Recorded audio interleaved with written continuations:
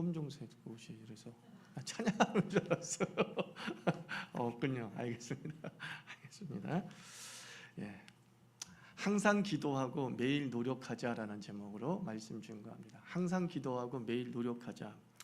60년대에서 80년대까지는 30년 동안 한국 교회의 황금 성장기다라고 얘기를 하죠. 맨 땅에 교회 십자가만 세우면 사람이 몰려왔던 시대였습니다. 그리고 이단도 막 덩달아 성장했습니다.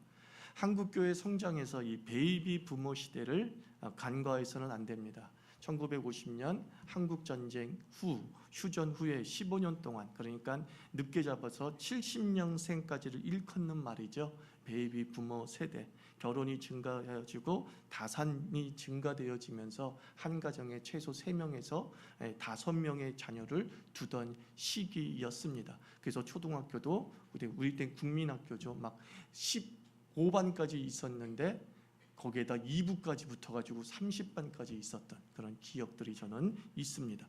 도시화와 산업화가 진행되어지면서 전통 고향, 전통 사회를 떠난 이들이 이제 전통과 다른 부모 세대와 다른 종교를 선택하게 되는데 그 상당수가 기독교를 선택하게 되었죠. 그리고 한 가정에 3자녀, 5자녀 둔 사람들이 많았기 때문에 작년 한 가정이 등록을 하면 주일학교는 3명, 5명이 등록하는 일들이 벌어졌습니다. 그래서 유아부터 고등부까지 숫자를 세어보면 작년 세대보다 더 많아지는 현상이 70년대에 비일비재했습니다. 부산의 서부교회라는 곳은 작년이 3,000명 정도밖에 되지 않는데 주일학교만 10,000명이었던 적이 있습니다. 그만큼 주일학생이 너무나 많았던, 영아부터 20살까지 너무나 많았던 시대를 우리는 지내왔다는 거죠. 그리고 60년부터 이 80년까지가 소위 주일학교의 시대였다고 한다면 그들이 20살이 되는 75년부터 90년까지는 또 청년의 시대였습니다. 그 많던 3명, 5명의 애들이 이제 청년이 되어서 청년부에서 활동하게 되었던 거죠. 그래서 이때 사역했던 선배 목사는요, 죽기만 해도 한가마예요. 죽기만 해도 한가마. 생산성 높은 사역을 맛보았습니다. 부흥, 성장 맞죠? 그런데 그 성장의 시대를 지냈던 목사님들이 이구동성으로 어떻게 그렇게 많은 교인들이 몰려올 수 있었습니까? 어떻게 주일학교, 어떻게 대학부가 그렇게 많을 수 있습니까? 라고 했을 때 다 하나님께 영광을 돌리면서 기도했기 때문입니다. 기도했기 때문입니다. 라고 말씀합니다. 기도했기 때문일까요? 맞죠. 기도했기 때문이죠. 기도했기 때문에 우리 시대를 자극하여서 아이를 많이 낳자라는 마음도 갖게 했다. 저는 믿어 의심치 않습니다.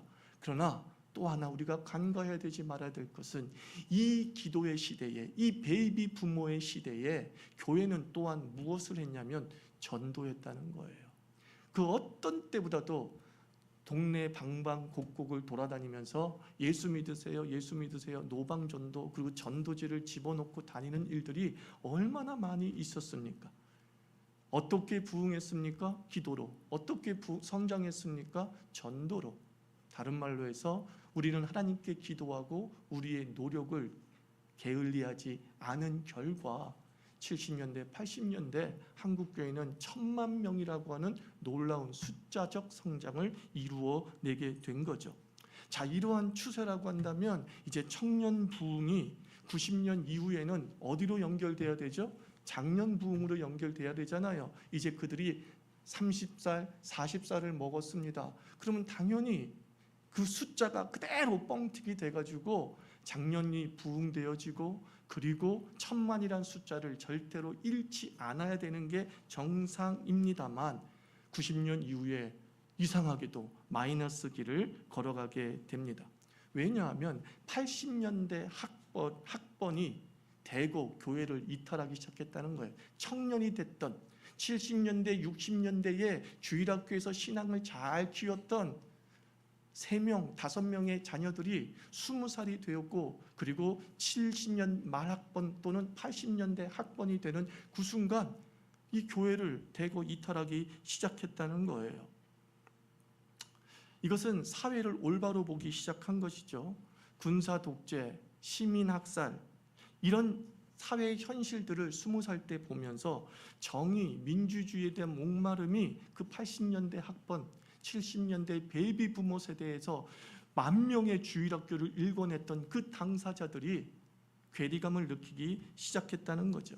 그래서 교회는 두 갈래 파가 존재했습니다. 기도파가 존재하고 참여파가 존재했습니다. 우리가 나라를 위해서 기도하자, 기도만 하면 된다.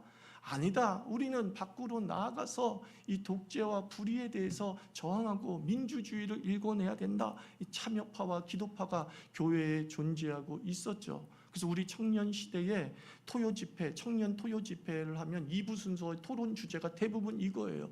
우리는 데모해야 되냐, 아니면 기도만 해야 되냐. 이걸로 그냥 갑론을박을 했던 거예요. 그래서 기도파가 8이라고 한다면 참여파는 이 정도로 아주 적었죠. 보신주의, 무사 안일에 가깝다는 것을 인정할 수밖에 없어요. 그런데 정교 분리를 외쳤던 그 기도파들이 뒤에서는 조찬기도회에서 막 독재 정권의 그 대통령을 위해 여호수아 같은 종이라고 축복기도를 하고 있어요. 정교 분리를 외쳤는데 거기서는 정교 일치를 하는 아주 모순적인 모습을 대학생들이 보면서 20살 된 청년들이 보면서 이거 뭐야?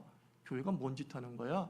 라고 하는 실망감이 들어왔다라는 거죠. 그래서 교회의 보신주의에 대한 반감, 그리고 거기다가 이 성장과 맞물려서 과도한 교회 건축이 70년대 말에서 80년대 초에 엄청나게 일어나기 시작합니다. 과도한 건축을 하다 보니 과도한 헌금을 강요할 수밖에 없고 직분자, 임직가정의 부패와 타락이 만연하기 시작한다는 거예요.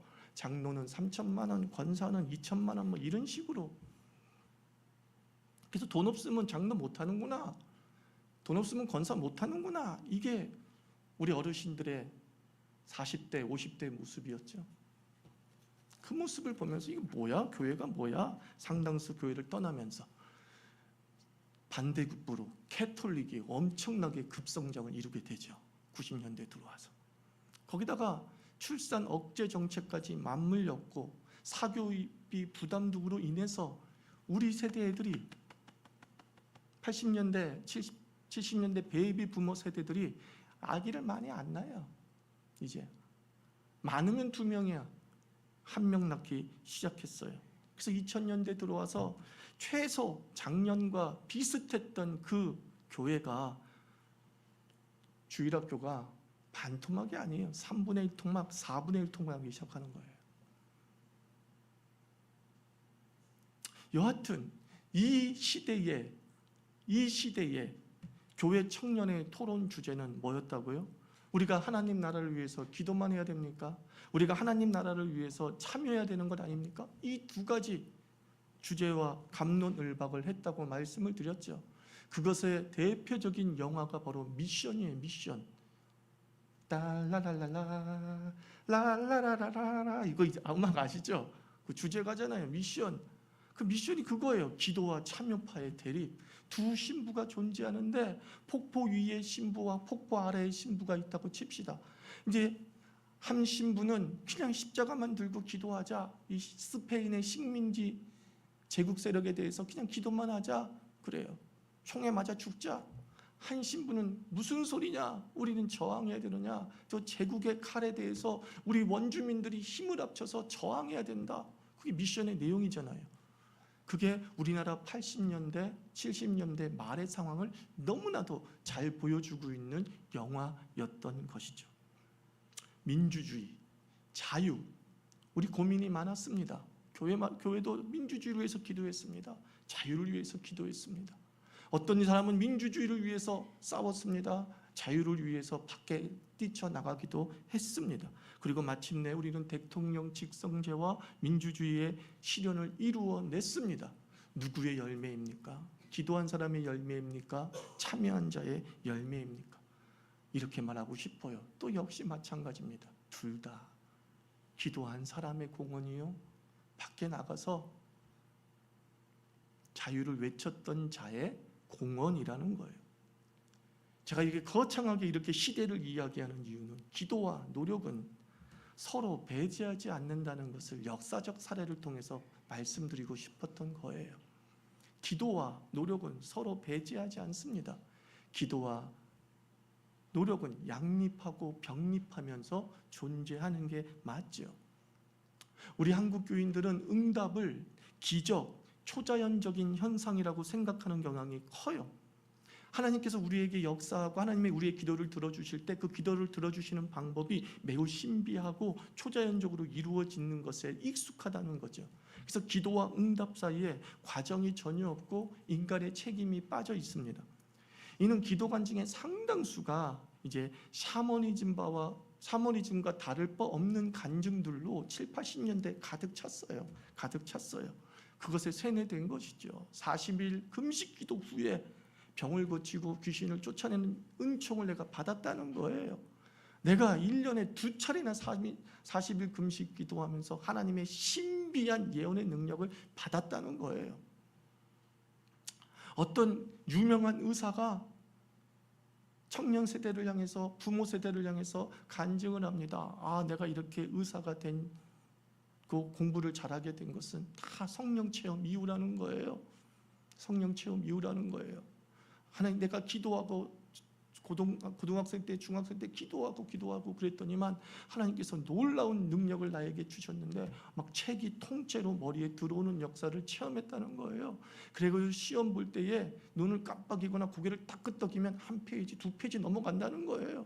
그래서 그거 보고 쏙 써가지고 나는 뭐 학력고사도 고득점 받았고 그리고 의대 공부도 잘했다.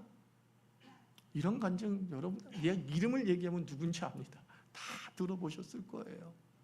그러니까 그 사람이 공부 잘한 건 다 기도야. 기도하니까 놀라운 신비적 현상으로 머릿속에 책이 통째로 들어가고 그 책이 눈 깜빡일 때마다 한 장씩 넘어가는 놀라운 기적의 응답을 하나님께서 이루셨다라는 거죠. 내가 해야 될 책임이 없습니다. 기도하면 기도대로 그냥 그렇게 되더라라는 간증을 우리는 20년 가까이 들으면서 지금껏 자라왔다는 거죠.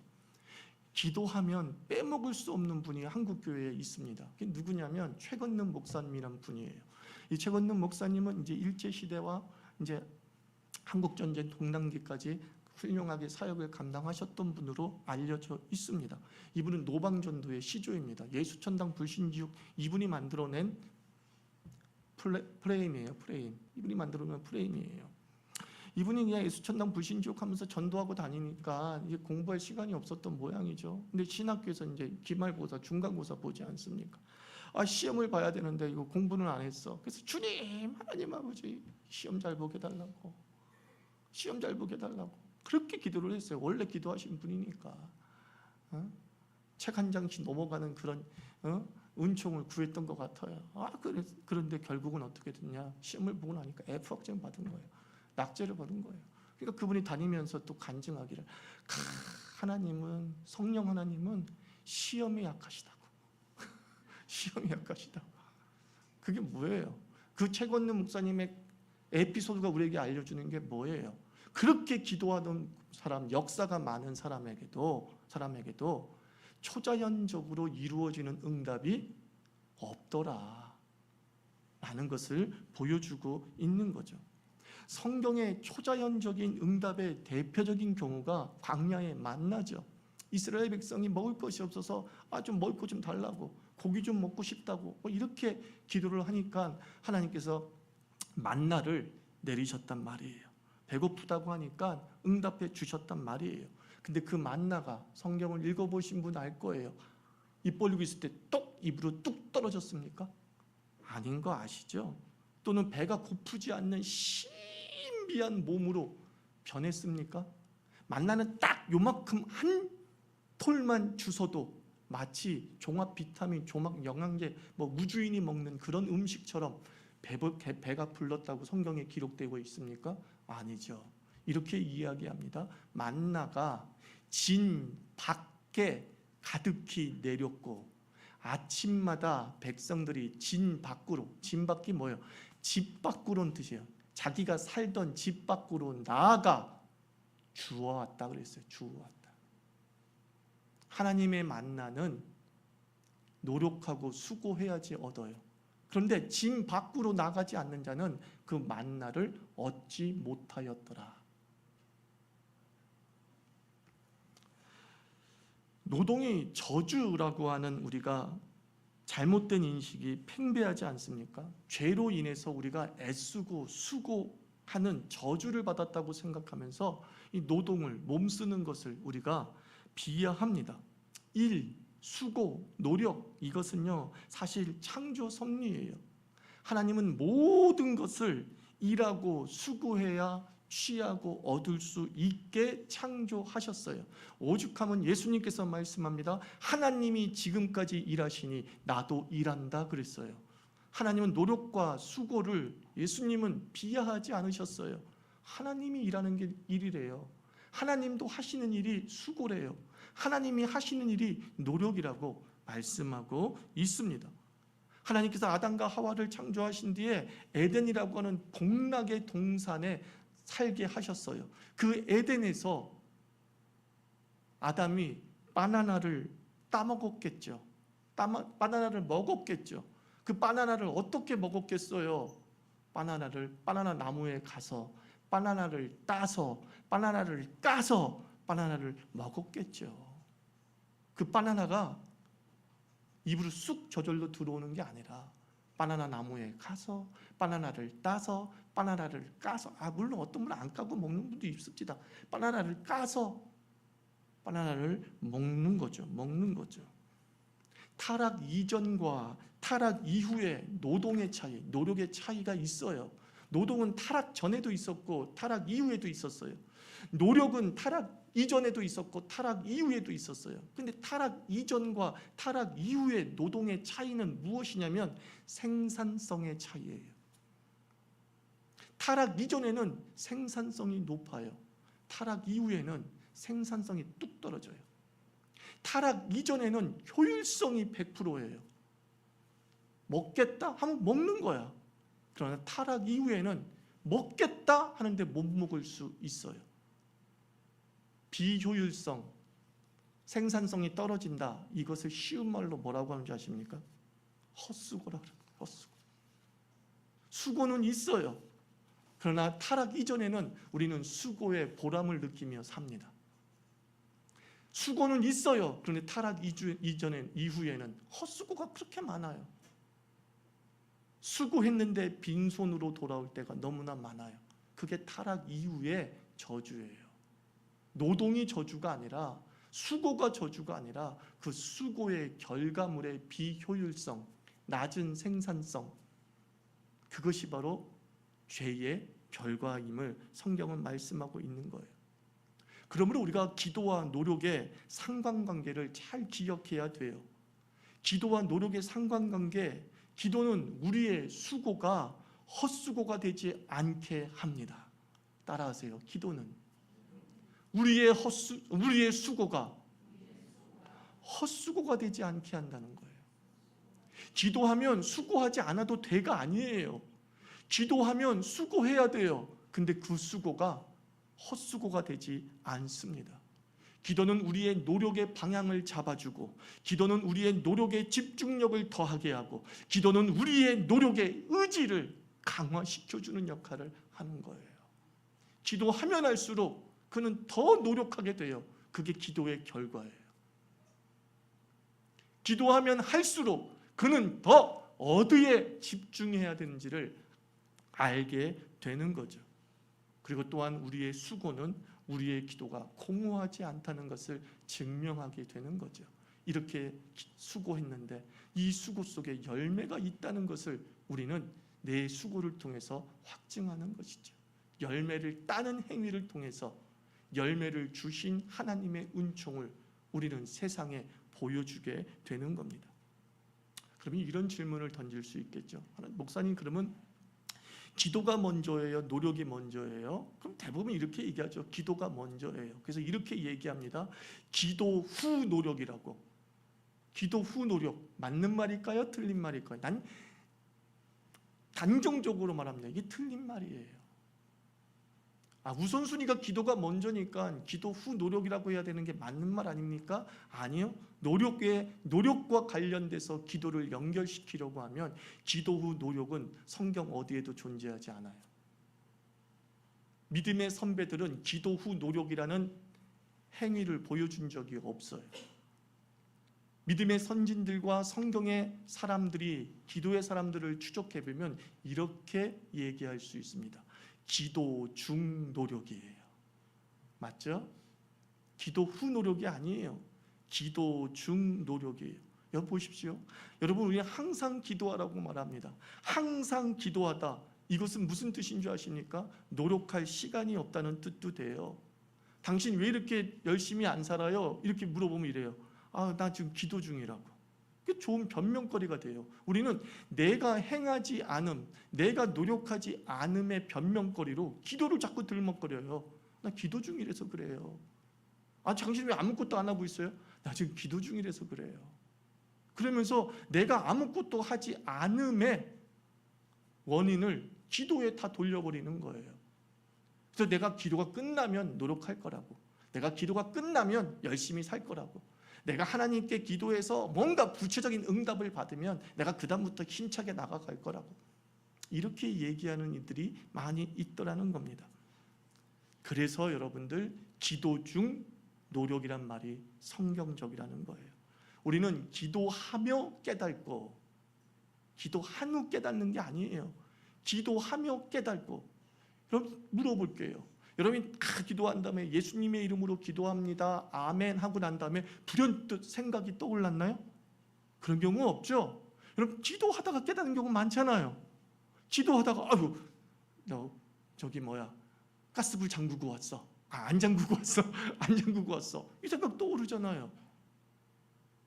기도 중에 누구한테 전화 좀 해야겠다. 이거 떠오르잖아요. 다 기도 중에 일어나는 것이지 기도 후에 일어나는 게 아니에요. 그래서 기도 중 깨닫고, 기도하면서 찾고, 기도하면서 시도하고, 기도하면서 노력하고, 이게 성경적 기도와 노력의 관계예요. 누구도 여러분들이 지금 아무 행동도 하지 않음에 대한 합리성과 변명의 이유로 나는 기도하기 때문입니다라고 말해서는 안 되는 이유입니다. 오죽하면 바울이 얘기하잖아요. 일하지 않는 자는 지금 먹지도 말라고. 노력하지 않는 자, 막 기도만 하고 있는 거야. 이 데살로니가 교회가 재림의식이 강한 자들이잖아요. 그래서 하나님의 예수의 재림을 의식하면서 교회에 와서 막 기도만 했는 거예요. 막 기도만 하고 삶의 현장에 안 나가는 거야. 오 예수 어서 오시옵소라고 얼마나 기특한 신앙처럼 보입니까? 근데 바울에게는 그게 신앙이 아니었던 거예요. 바울은 뭐라고 얘기하는 거냐? 일하지 않는 자는 먹지도 말라. 이게 무슨 뜻이냐면 기도 그만하고 좀 일해, 이런 뜻이에요. 좀 나가서 일해. 좀 나가서 네 자녀들을 위해서, 네 가족을 위해서 좀 먹을 것 좀 갖고 와. 진 밖으로 나가 만나를 좀 거둬와. 바울이 그 얘기하고 있던 거예요. 바울이 얼마나 항상 기도하라고 말한 사람이에요. 항상 기도하라고 말한 사람인데 기도 후에 어떤 노력과 수고와 애씀도 없는 사람들을 봐서는 화가 났던 거예요. 저건 기도가 아니라는 거죠. 저건 정말 하나님께 매달리는 게 아니라는 거죠. 저건 그저 자기 욕심 채우고 자기의 무책임함의 변명거리로 신앙을 이용하고 있는 거예요. 오랫동안 취직하지 못하고 있는 친구가 있어요. 그래서 왜 그러냐 물어보면 이렇게 얘기합니다. 지금 하나님의 뜻을 구하고 있는 중이라고 계속. 아니잖아요. 이 직장은 이것 때문에 마음에 안 들고, 저 직장은 멀어서 마음에 안 들고, 이 직장은 돈이 적어서 마음에 안 들고, 이래서 오랫동안 취직 못한 걸 내가 뻔히 알고 있는데 하나님의 뜻을 구하기 위해서 지금 기도 중에 있어서 백수로 지금 2년을 보내고 있는 거야. 그 얘기가 데살로니가후서 3장 10절의 말씀이에요. 우리는 기도 후 노력하는 존재가 아니에요. 기도 중 노력하는 거예요. 그게 기도와 노력의 성경적 상관관계라는 거예요. 여러분들이 아시다시피 하천원 목사의 설교는 매우 적용이 강하죠. 구체적이죠.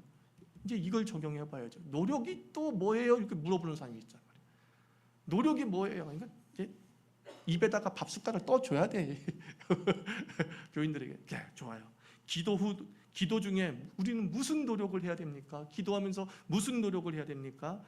6가지라고 저는 생각을 해요. 첫째, 생각하고. 둘째, 찾고. 셋째, 분별하고. 넷째, 나누고. 다섯째, 계획하고. 여섯째, 시도하고. 이게 노력이에요.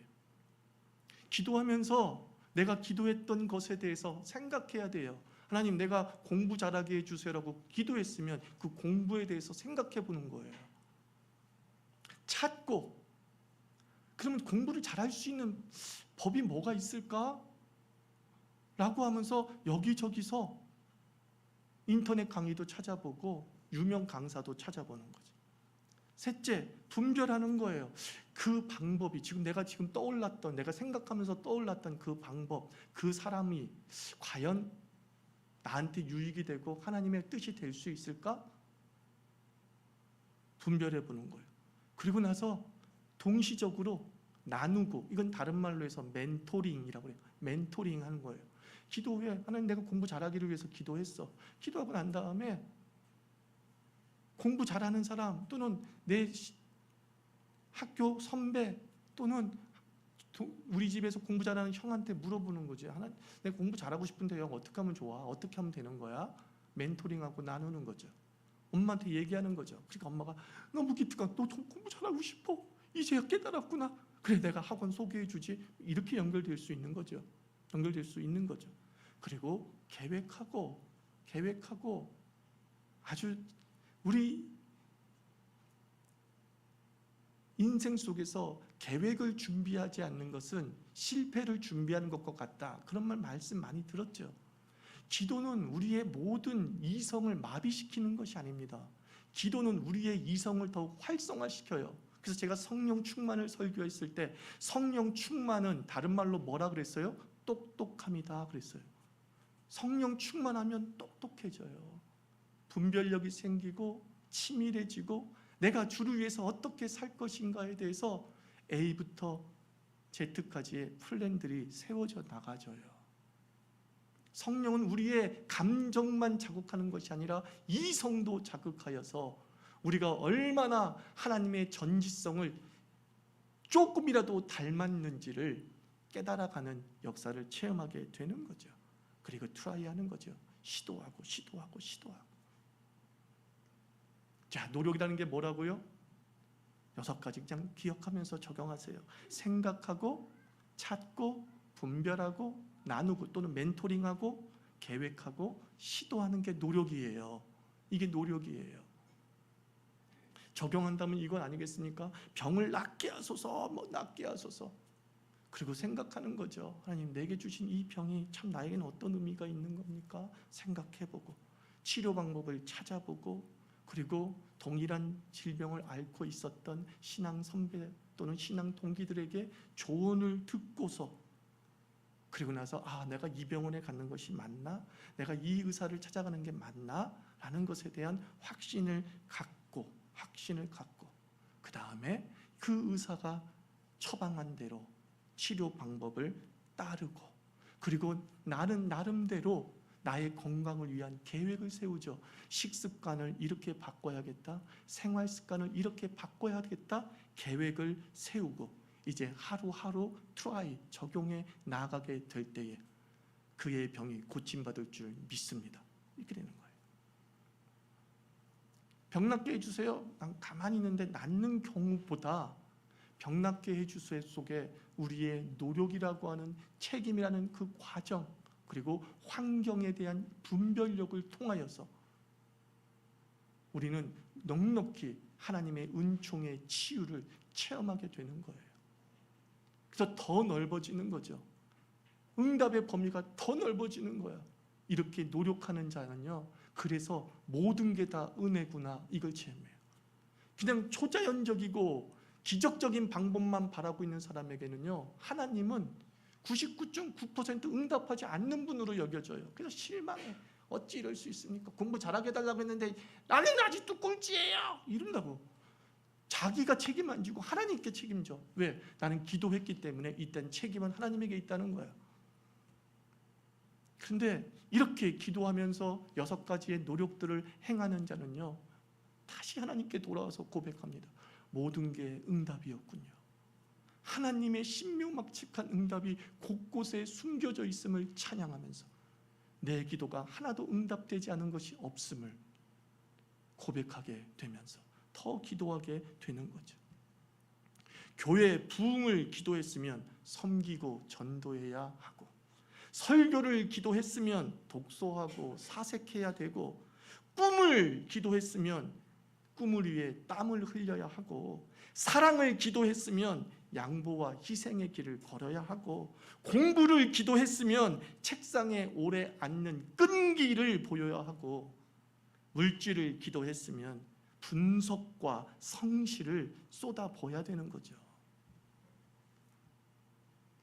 기도는 이 노력을 응원하고, 노력은 기도를 자극하면서 이 기도와 노력을 통해 우리는 생산성 높은 인생을 누리게 되는 거예요. 노력한 자만의 생산성보다 기도 중 노력한 자의 생산성이 상상을 초월할 정도로 월등합니다. 기도 중 노력하는 자에게는 하나님이 약속합니다. 내가 헛수고가 없게 하리라. 이 약속을 믿으시고 우리 자유교회 교인들은 항상 기도하고 매일 노력합시다. 따라합시다. 항상 기도하고 매일 노력하자. 자녀에게 그 신앙 가르치십시오. 그 신앙 가르치십시오. 내가 너를 위해서 기도하고 있어. 네가 노력하면 네 노력은 100배의 결실로 올 거야 하고 장담하십시오. 엄마가 기도하고 있으니까 너는 노력만 해. 뭐 이런 얘기는 아닙니다만, 다시 따라서 항상 기도하고 매일 노력하자. 또 마무리합니다. 노력이란 무엇입니까? 생각하고 찾고 분별하고 나누고 계획하고 시도하고, 이게 노력이에요. 이게 노력이에요. 같이 기도합시다. 하나님 아버지, 움직이는 그리스도인 되게 해주시고 성실한 그리스도인 되게 해주시고